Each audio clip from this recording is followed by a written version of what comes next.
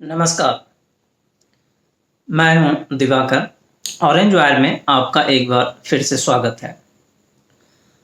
France की जलती हुई घटनाओं से हमें क्या सबक मिलता है, आज मैं अपनी बात इस पर रखूंगा।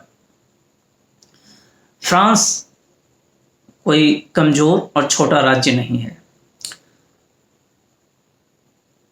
मिलिट्री के तौर पे, सामरिक दृष्टिकोण से, आर्थिक दृष्टिकोण से और बौद्धिक दृष्टिकोण से फ्रांस एक मजबूत राष्ट्र है, राज्य है कहा जाए, और पूरे विश्व का एक तरह से बौद्धिक केंद्र भी है, घोषित और अघोषित। इसके बावजूद फ्रांस और साथ में यूरोप के उन हिस्सों का ऐसी स्थिति क्यों बनी और इससे क्या सबक मिलता है।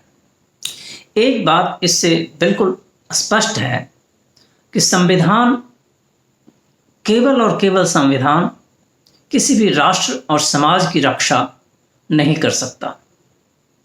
समाज की ताकत, जो मौलिक ताकत है और असली ताकत है, उसकी समाज में रहने वाले लोगों के भीतर है, और वो लोग जिन मूल्यों से बंधे हुए हैं उसमें है।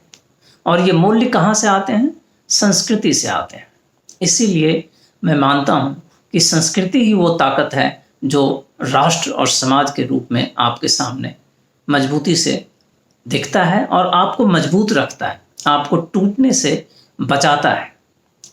यही एक बड़ा कारण है भारत के संदर्भ में जो 7वीं दशक से लगातार जिहादियों के हमले और फिर क्रिश्चियंस के हमले के बावजूद भी संपूर्ण विनाश से भारत बचा रहा। ये इसकी सांस्कृतिक ताकत है जिसकी वजह से बचा रहा।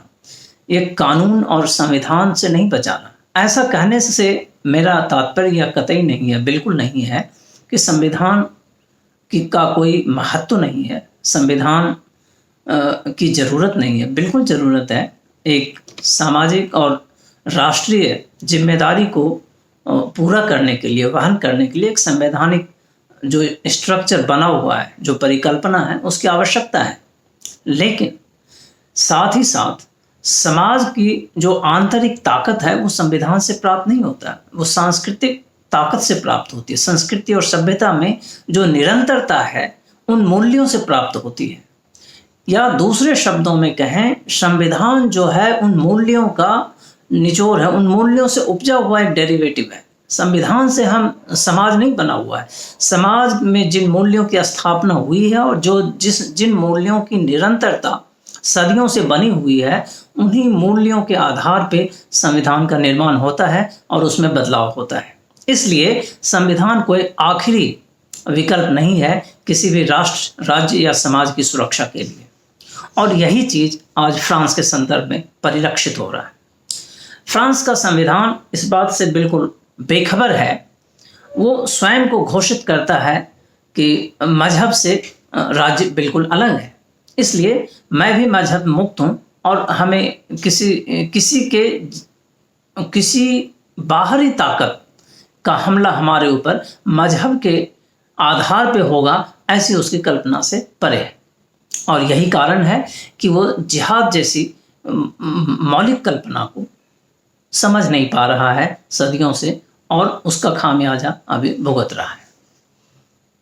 ये मूल रूप से सांस्कृतिक मूल्यों का ह्रास, जिसने समाज को कमजोर किया, और इस्लाम के प्रति घोर अज्ञानता की वजह से आज ये आग पूरे यूरोप को झेलना पड़ रहा है। भारत में अभी कुछ ऐसे अवयव बचे हुए हैं जो सांस्कृतिक मूल्यों की रक्षा करते हैं, जिसकी वजह से भारत आज बचा हुआ है। लेकिन यदि भारत में भी ऐसे ही हमले लगातार होते रहे और सांस्कृतिक मूल्यों का ह्रास होता रहा, तो फ्रांस जैसी स्थिति उत्पन्न हो सकती है। इसलिए यह स्पष्ट संदेश है फ्रांस के संदर्भ में कि सांस्कृतिक मूल्यों की रक्षा राष्ट्र की रक्षा के बराबर है, और वही राष्ट्र रक्षा है, बल्कि यूं कहें सांस्कृतिक रक्षा कोई दकियानूसी विचार नहीं है। ये किसी भी समाज और सभ्यता के जीवन और मृत्यु का प्रश्न है। जो समाज सजग है, विवेकपूर्ण रूप से विवेचना करके अपनी संस्कृति की रक्षा करता है, वही समाज जीवित रहने में सक्षम हो पाता है। इसी संदर्भ में एक उदाहरण से इसे मैं स्पष्ट करना चाहूंगा। एक राष्ट्रपति, बहुत मशहूर राष्ट्रपति फ्रांस का हुआ, चार्ल्स निकोल।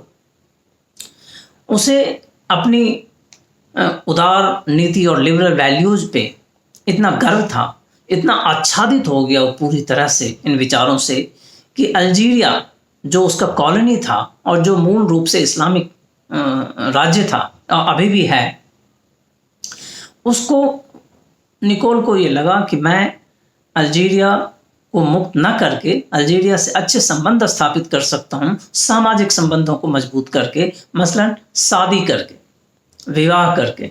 तो उसने एक स्कीम चलाई, नेशनल मैरिज, फ्रांस के मूल निवासियों का अल्जीरिया के लोगों से शादी करना, विवाह करना। और इस तरह से इस स्कीम से अल्जीरिया के मुस्लिम समाज बहुत खुश हुआ, क्योंकि उसके मजहब में तो ये बातें परिलक्षित है, ये बातें स्थापित है कि ऐसा करने से हमारे मजहब का विस्तार होगा और ये हमें करना ही चाहिए। लेकिन इस मजहब के इस तत्व से, इस्लामिक मजहब के इस मौलिक अवयव से फ्रांस का राष्ट्रपति अनभिज्ञ है, फ्रांस का समाज अनभिज्ञ था और आज भी है। और परिणाम उस समय के निर्णय का परिणाम आज फ्रांस में इस आग के रूप में देखने में मिल रहा है। बड़े बड़े विद्वान अब इस पे पुस्तकें लिख रहे हैं कि चार्ल्स निकोल ने जो गलती की थी उसका खामियाजा फ्रांस के आज के नागरिक भुगत रहे हैं। राष्ट्र रक्षा के लिए अपने संस्कृति की रक्षा कीजिए, अपने सामाजिक मूल्यों की रक्षा कीजिए। यदि उसकी रक्षा करने में आप असफल हो गए तो आप अपनी आने वाली पीढ़ियों को भी नहीं बचा पाएंगे और आप